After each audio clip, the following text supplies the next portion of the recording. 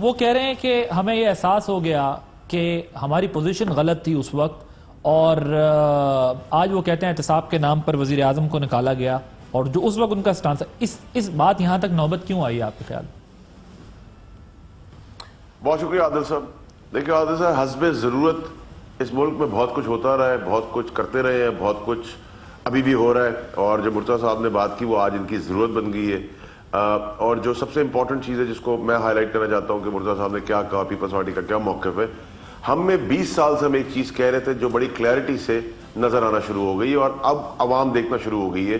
وہ یہ ہے کہ یہ دونوں پارٹیاں ایک ہیں. آپ ابھی نون کو میں برا بھلا کہوں گا، پیپلز پارٹی اس کا جواب دے گی. پیپلز پارٹی کو کچھ کہوں گا تو نون اس کا جواب دے گی.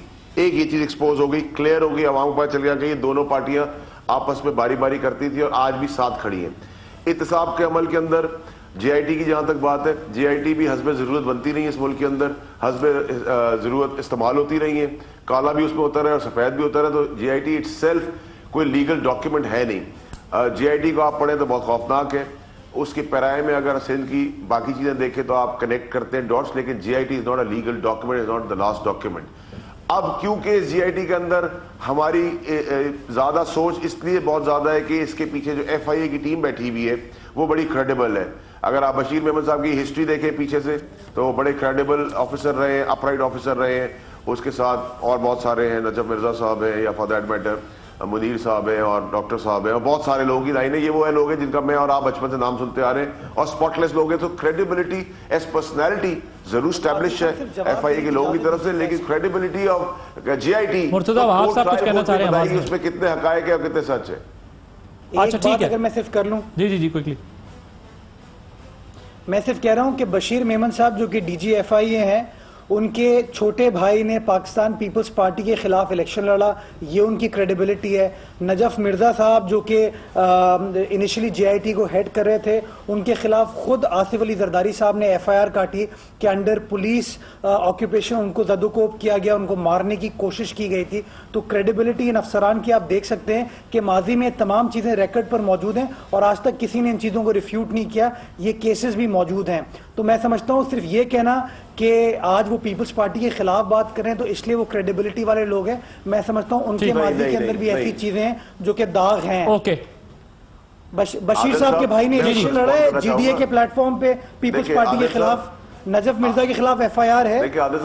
یہ بتا دیں فیصل صاحب. عادل صاحب دیکھیں، مرتضیٰ صاحب کی ایک ریزرویشن ہو سکتی ہے، بالکل اس میں کوئی ناجائز بات وہ نہیں کر رہے، بیلنس بات کر رہے ہیں، لیکن اس کے اندر آپ اس آدمی کی 35 سال کی یا 30 سال کی جو نوکری ہے اسے بتائیں کب اس میں کرپشن کا چارج تھا، کب اس نے کوئی ایسا کام کیا جو خلاف قانون تھا.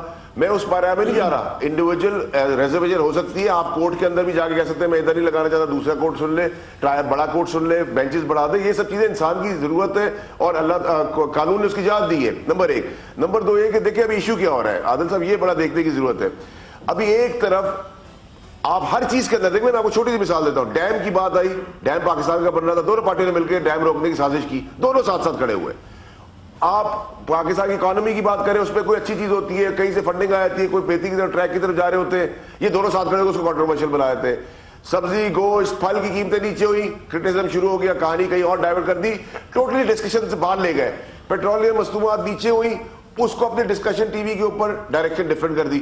ہر چیز نیگیٹو. پازیٹو کیا ہے کہ آپ یہ دونوں پارٹیوں کا آج احتساب روک دیں، آپ آج ان سے این آر او کر لیں، آج آپ مکمکہ کر لیں گے، ہمیں بھی ایکسیپٹ کر لیں گے، ہمیں کندھے پہ بھی بٹھا لیں گے. اچھا جب آپ ان سے بات کریں گے کہیں گے ہم چیئرمین سینیٹ کی چھٹی کر دیں گے، ہم ایک مہم چلائیں گے پاکستان پی ٹی آئی کے خلاف، ہم سڑکوں پہ آ جائیں گے، ہم جمہوریت لپیٹنے جا رہے ہیں. یہ سب کچھ کیوں ہو رہا ہے؟ اس کا دیکھنا بڑا ضروری ہو گیا. قوم بڑی انٹیلیجنٹ ہوگی آپ کے توسط سے، واٹس ایپ سے. اوکے